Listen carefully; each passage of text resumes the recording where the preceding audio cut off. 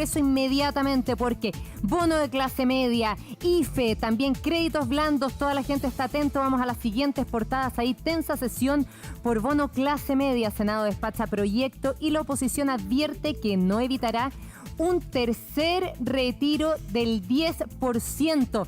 Kevin, vamos contigo y los bonos, porque ayer hasta altas horas estaban discutiéndose los temas, pero se aprobó. Sí, pues se aprobó, debo decir, y se lo digo a todo Chile a través de las pantallas, buenos días a todos, que yo no estuve acá. Estuvo mi compañero Poirot Escobedo hasta altas horas de la noche, más de 12 horas de sesión, así que reconociendo el trabajo. Lo que pasa, y también lo digo a través de la pantalla, buenos días a todos, me toca turno este fin de semana, así que me toca pasar de largo esta semana a mí, pero Poirot estuvo ayer acá dando cara y, por cierto, viendo esta tensa sesión, porque claro, se preveía que ayer el Senado, en un día domingo, en un día de sesión especial, de hecho yo no recuerdo que el Senado haya sesionado otro domingo en los 7 años que llevo acá, lograron despachar el bono clase media, pero con algunos puntos bien complicados que incluso llevó a que el gobierno hiciera reserva de constitucionalidad. ¿Por qué? Porque dentro de la propuesta del gobierno venía la idea de que las personas que recibieran, por ejemplo, el IFE y también pudiesen acceder al bono, el monto que recibieran del IFE se los descontaran del bono y así fueran dos beneficios que dieran un mismo monto. Esto no le gustaba a la oposición y finalmente se aprobó que quien reciba el IFE reciba también el bono de 500 lucas completo. Y eso, dicen desde el Ejecutivo, irroga gasto fiscal, implica más de 25 millones de dólares que habría que inyectar a este proyecto de ley que no están disponibles y por lo tanto se anuncia ya ir al TC. La pregunta que me imagino se hacen las personas en sus casas es ¿para cuándo se podría pagar este bono? Esa es la pregunta. Y les tengo ahí una mala noticia. ¿Qué pasó? Porque ya lo había dicho la ministra Rubilar, que desde despachada la ley se requieren al menos de 18 días hábiles, es decir, más de 3 semanas, para lograr, podríamos decir, cuajar todas las bases de datos que se requieren para este bono de clase media, también los préstamos blandos, en fin. Es decir, que de aquí a fines de abril. ¿Cuál es el punto? Que la misma normativa que está siendo tramitada dice que una vez promulgada la ley, los beneficios se empiezan a pagar el mes siguiente. Es decir, si se promulga en abril, se empieza a pagar desde mayo.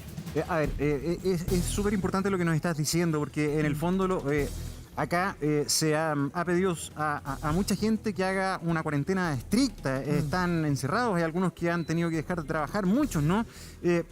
Pero en la práctica se estarían pasando la cuarentena sin soporte económico. Entonces ahí también me imagino que vuelva a cobrar fuerza el retiro del 10%. ¿Podría ser más rápida esa vía? Honestamente, no creo, Gonzalo. ¿No? Porque le quedan tantos trámites legislativos y además el Tribunal Constitucional al tercer retiro que probablemente, si es que llega a haber tercer retiro, también llegue por ahí por mayo, fines de mayo, principios de junio.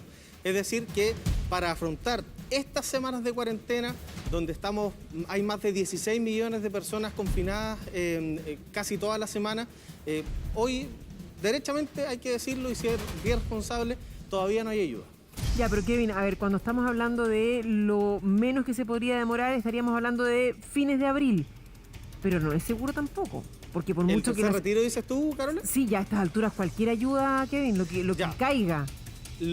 A ver, el bono clase media, y es por eso que el Senado sesionó ayer y también hay que destacarlo, precisamente se buscaba sacar la semana pasada. Sí. Se entrampó un poco con estas negociaciones, acá en el Senado principalmente, negociaciones que encabezó la presidenta del Senado y también Jimena Rincón, que es presidenta de la Comisión de Hacienda este año, y se entrampó tanto que se tuvo que llegar al día domingo. ¿Qué tiene que pasar hoy con el bono clase media? Lo tiene que ver la Cámara de Diputados. Eso va a partir tipo 1 de la tarde. Si la Cámara aprueba todo lo que hizo el Senado, incluyendo este aspecto negativo a gusto o a ojos del Ejecutivo, este proyecto sale del Congreso Nacional y ya puede ser despachado y promulgado en estos mismos días. Pero lo más seguro es que se vaya a una comisión mixta. ¿Cuál es el punto? La comisión mixta sesionaría hoy día en la noche, probablemente de madrugada, y mañana ya estaría saliendo el bono clase media y también el proyecto que cambia la fecha de las elecciones. Saldrían juntitos del Congreso y así tendría los próximos días el presidente de la República para promulgar.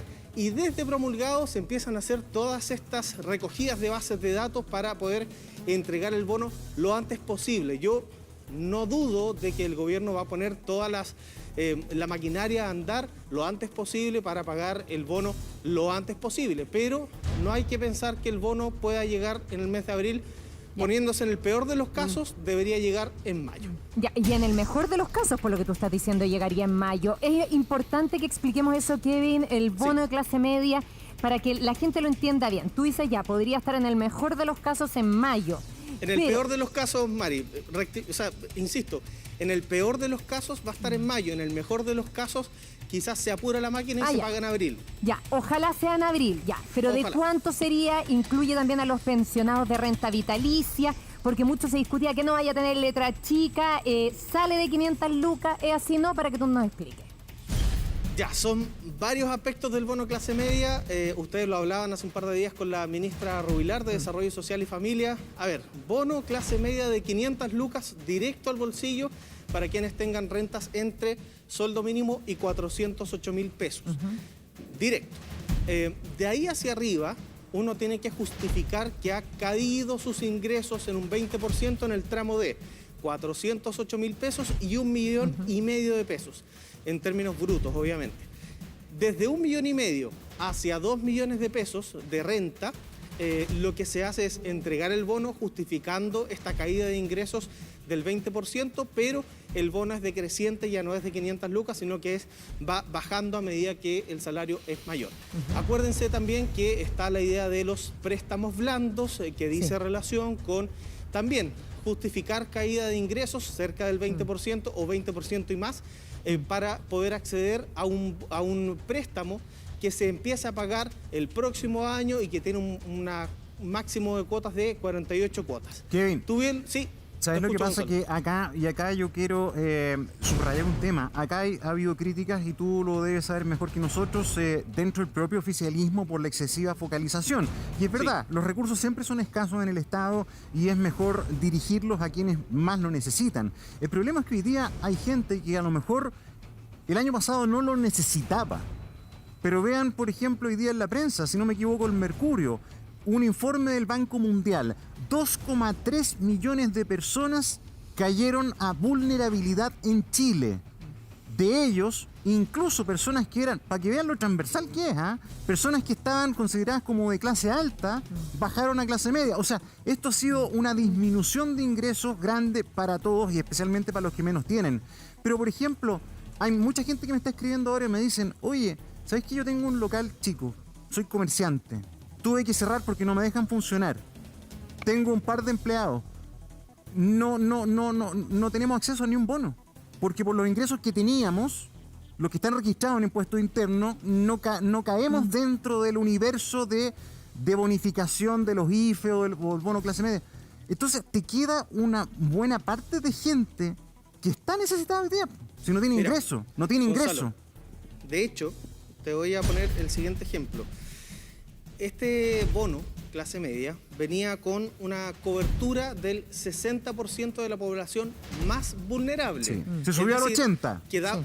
Pero quedaba 40% de la población más vulnerable fuera. Claro. Se subió al 80%. ¿Cuántos beneficiarios son? Serían 10.405.000 personas. Pero evidentemente, dentro de estas 10 millones de personas, hay gente que está quedando fuera, incluso siendo población vulnerable. Y es eso lo que pedía el oficialismo en Renovación Nacional. ¿Se acuerdan ustedes? Hace una semana en el Senado, en la Cámara, perdón, y acá en el Senado, incluso ayer, sacó un poco de carcajadas porque le echaban broma. El senador Iván Moreira decía, acá se requiere una renta básica universal, que no sea focalizada, que sea una ayuda directa a la gente, porque la gente necesita. Y hay un 20% de esta población más vulnerable que está quedando fuera de este bono clase media y efectivamente puede acceder quizás a un préstamo blando, a intentar postular a otro subsidio, a otra ayuda, pero se les va complicando, sobre todo si es que tienen que comer o si tienen hambre hoy mismo.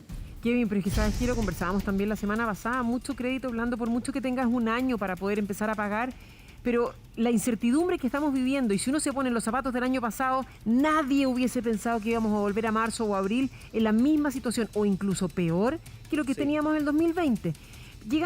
Siguen llegando preguntas acá, Kevin, y nos dice Rosa Vergara, cuando hablamos de estos bonos o estas ayudas, ¿brutos o líquidos? Porque la gente en el fondo está sacando la cuenta peso a peso. Sí, claro.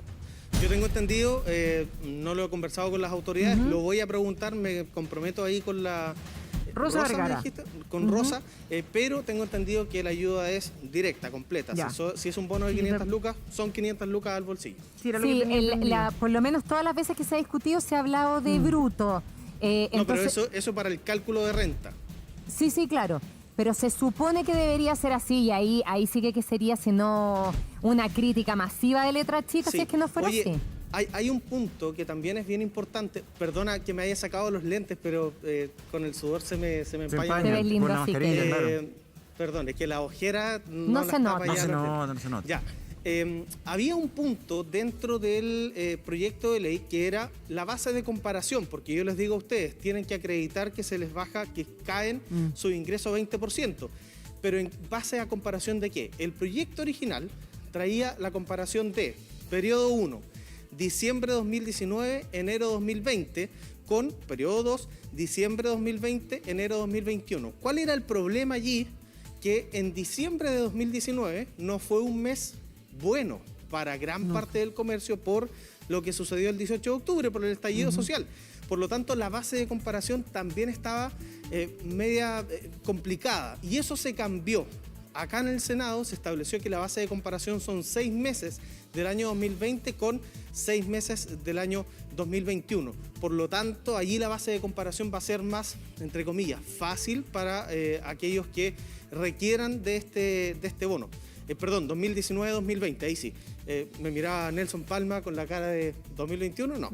2019-2020, esa es la base de comparación para evidenciar ante las autoridades o ante el Servicio de Impuestos Internos que existe una caída de ingresos del 20%. Ahora bien, me toca un caso bien cercano de un familiar mío que pidió este crédito blando. ¿Ya? Y el cálculo no lo hizo mi familiar, lo hizo directamente el Servicio de Impuestos Internos. Y el Servicio de Impuestos Internos en su página decía, puedes postular o no puedes acceder directamente. Así que eso es lo que se pretende también dejar establecido a través de estos 18 días hábiles que yo les decía, desde promulgada la ley, que sea el sistema el que haga todos los cálculos para que la gente solo tenga que entrar en una página y ver si es que puede acceder o no. A ver, Kevin, vamos revisando los personajes del Parlamento que podrían tal vez influir en la actitud que tome el gobierno respecto a los trámites de todos estos proyectos que estamos hablando.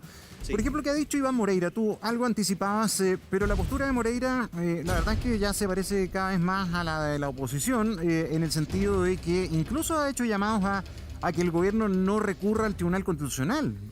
Sí, ahí nos cambiamos de tema, dejamos el bono de clase media al lado, se vinculan, pero entramos al tema directo del tercer retiro de fondos de pensiones, que la semana pasada se votó, se aprobó en general con el voto clave, podríamos decir, aunque se aprobó por amplia mayoría, pero hubo un voto de la UDI, del diputado Juan Antonio Coloma, que obviamente sorprendió hasta la propia Pamela Giles, se paró, le tiró un beso a través de la transmisión televisiva. Le mandó amor. Sí, claro.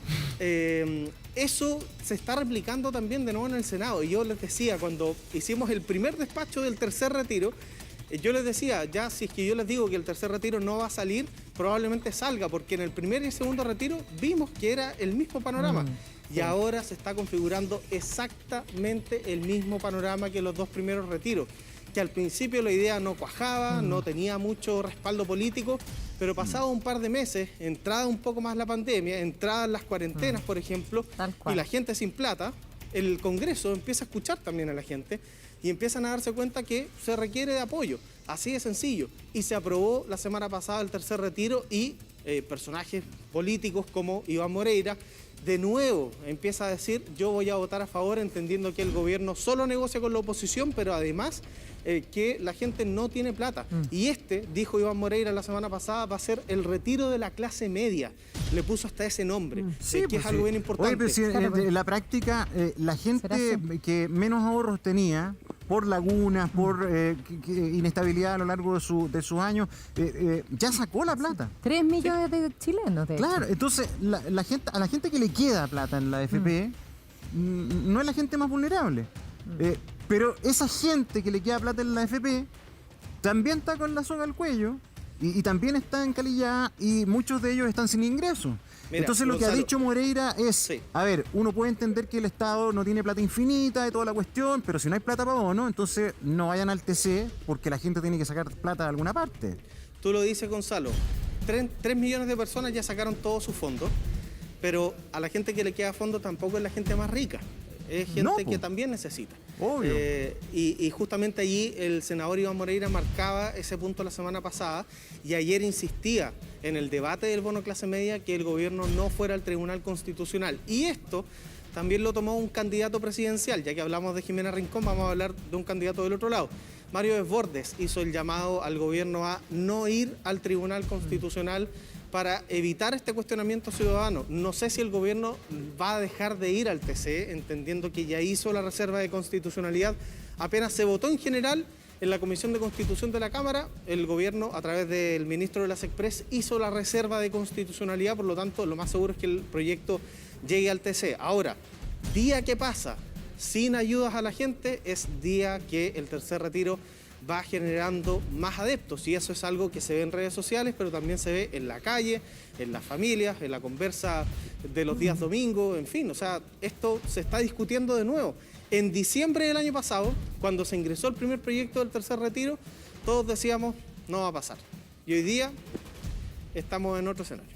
Claro que sí, Kevin, ¿sabes qué? Porque además muchas de esas personas que hoy están pensando en ese tercer retiro son aquellos que dicen, es que a mí nunca me llegan los bonos, a mí no me llegan las ayudas, entonces en definitiva yo he tenido que remar solo todo este tiempo, muchos de ellos sin pega, con los emprendimientos que tenían ya guardados y tirados por la ventana porque no lograron nada. En definitiva, cuando vemos a la siguiente actriz en lo que ha sido todo este transcurso, la parlamentaria Pamela Giles, ella de hecho, acuérdense que en algún minuto dijo, ojo, si me aprueban este retiro del 10%, aquí no va a haber otro. ¿Se acuerdan en algún minuto que lo dijo? Bueno, parte de lo que hemos visto y cómo las ayudas han tenido que seguir saliendo de algún lado. ¿Cuál es el rol que está jugando ella en este minuto, Kevin? A ver, ya les voy a contar algo, pero que no salga de acá. No, es que no sale, Compromiso. imagínate. Pamela Giles ha sido obviamente una de las articuladoras de este tercer retiro. De hecho, se recordarán ustedes que en diciembre no fue ella la que presentó el proyecto de ley, fue su vocero, Pablo Maltés, algo que generó mucho ruido acá en el Congreso Nacional, porque nunca un vocero de un parlamentario había presentado un proyecto de ley, y ella lo recuerda cada vez que puede. Desde ese día que Pamela Giles ha estado articulando a todos los sectores políticos, incluso intentando colocar a ciertos actores como líderes dentro de este proceso, como Marcos Ilavaca, que ahora es presidente de la Comisión de Constitución, que ojo, no es que Pamela Giles lo haya colocado allí, sino que había un acuerdo político previo, pero de todas maneras, Marcos Ilavaca es alguien que puso de inmediato en tabla el proyecto del tercer retiro, a diferencia de Matías Walker, que no quiso colocarlo en tabla porque ya iba de salida de la presidencia de la comisión, pero finalmente ella ha sido la gran articuladora de los apoyos políticos detrás de este tercer retiro, y así también lo lee la gente. Sí, Gonzalo. ¿Sabes lo que pasa? Es que ya, una cosa es lo que se cocina en el Congreso, lo que se discute, los proyectos en trámite y el protagonismo o no que hayan adquirido ciertos personajes hace harto rato. Pero otra cosa son las cuestiones que en la práctica hoy día no se están haciendo y que a mucha gente les desespera, porque tú lo decías, hay gente de clase media que no es rica y que está sin lucas, que ya usó la línea, que ya está encalillada, que ya no tiene por dónde agarrar, el negocio lo tiene cerrado. Mira, la operación renta, por ejemplo, está vigente ahora. No ha habido ningún aplazamiento. Nada. ¿Cuántas pymes, por ejemplo, tienen que pagar impuestos? Hasta ahora, porque no se ha dicho nada distinto. Tienen que pagar los impuestos como siempre. Ahí no hay facilidades. Y eso no depende de una ley. La semana pasada. O sea, perdón, depende también de un cambio legal para poder hacer una prórroga o en fin. Pero son cosas que no han cambiado. Las patentes de los autos. Eso. Tampoco. Tampoco este año ha habido, por ejemplo, puedo estar equivocado, distribución de cajas de alimentos. No que yo recuerde, No. y de hecho hay una polémica ahí con el precio que se pagaron por las cajas de alimentos. Bueno, imagínate, así que- o sea, en todo se cuece nada, pero a lo que voy es que hay muchas cosas que tampoco se ha avanzado, entonces tienes entrampado los proyectos para los bonos, para los IFE, y tampoco hay flexibilización de muchas cuestiones. Además se dan cosas impresentables, lo último. Esto Sí. que los parlamentarios pidieron que se flexibilizara el pago de los créditos para el financiamiento de las campañas. Ya, eso... Mira la sí. cuestión, la señal. Yo sé que es solamente un trámite, pero en el fondo lo que la gente visualiza es, chuta, legislan para que la Right. política se pueda flexibilizar sus calillas y nosotros estamos hasta el cogote en DICOM y casi al borde de que nos lancen la casa. Sí, lo que pasa, voy a intentar explicar lo que pasó con esa indicación. Esa indicación nació en el Frente Amplio. Catalina Pérez y Diego Ibáñez fueron los que la colocaron en la Comisión de Constitución de la Cámara, y lo que buscaba en sencillo, que finalmente es el mismo resultado, pero lo que buscaba es que al haberles cambiado las reglas del juego a todos los candidatos, los cientos de candidatos que hay en el país, pudiesen darles esta especie de beneficio de que no se le cobrara interés por ese mes más de campaña que van a tener. Y recordemos que acá en Chile, por cada voto que recibe un candidato, recibe cierto dinero del CERVEL, creo que son 250 pesos cada voto. Por lo tanto, con ese dinero que cada candidato recibe por sus votos, puede ir pagando los créditos. Al extenderse un mes más la votación, ellos también tienen que volver a repactar, podríamos decir, la deuda, y era eso, porque se le cambiaba las reglas del juego. De todas maneras, el resultado, insisto, sigue siendo el mismo, Gonzalo, y yo estoy Sí, de sí, acuerdo lo sé. contigo Son que señales. finalmente la señal política es asquerosa. No tengo otra palabra. El hecho de que acá en el Congreso se legisle para los políticos o candidatos, la ciudadanía ya no lo aguanta. Eso ya no. Bueno, y provoca más rabia porque además la gente necesita soluciones ahora, inmediatas y urgentes, producto de lo que se está viviendo. También Pamela Giles señalaba, y ha sido la única ahí que ha dicho que va a devolver a la gente los fondos de pensiones. No dijo cómo va a cumplir esa promesa, ni con qué plata, ni dónde va a salir, pero me imagino que va a ser un debate que también se va a abrir, sobre todo cuando partan las campañas presidenciales. Sí, pero tal cual, María Luisa, y de hecho ahí hay que tener ojo, porque hay que ver si es que se devuelve la plata al sistema, a este sistema cuestionado y que Buen muchos quieren punto. terminar, o si se le devuelve la plata a la gente. Exacto. Directamente, y ahí no se estaría hablando de un beneficio de seguridad social hacia el futuro, sino más bien un nuevo bono. Hay que ver qué pasa con eso.